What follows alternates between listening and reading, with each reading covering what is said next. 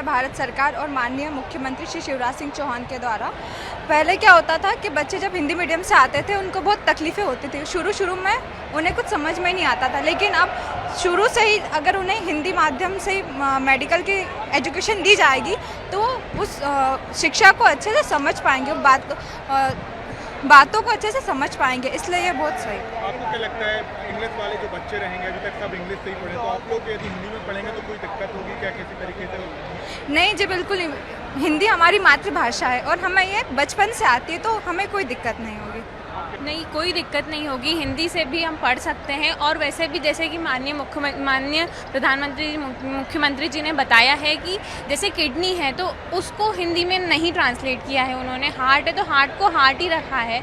तो बस जो नॉर्मल जो लैंग्वेज है जो हम एक दूसरे से बात करते हैं, जो इंग्लिश में हिंदी मीडियम वालों को पढ़ाई जाती है उसमें ही चेंज किया गया है, उसी को हिंदी में समझाया जाएगा। तो वो उनके लिए बहुत ही अच्छा होगा, हमारे लिए अच्छा होगा कि हम लोगों को चीज़ों को रिटेन करने में, चीज़ों को समझने में आसानी होगी और हम उसको लंबे समय तक याद रख पाएंगे। जैसे कि उन्होंने बोला कि जब इंग्लिश में पढ़ते हैं तो चीज़ें दिमाग में जाती है, लेकिन जब हिंदी में पढ़ेंगे तो चीज़ें दिल में जाएंगी, तो वो हमें लंबे समय तक याद रहेंगी। कैसे ले रहे हैं इस फैसले को?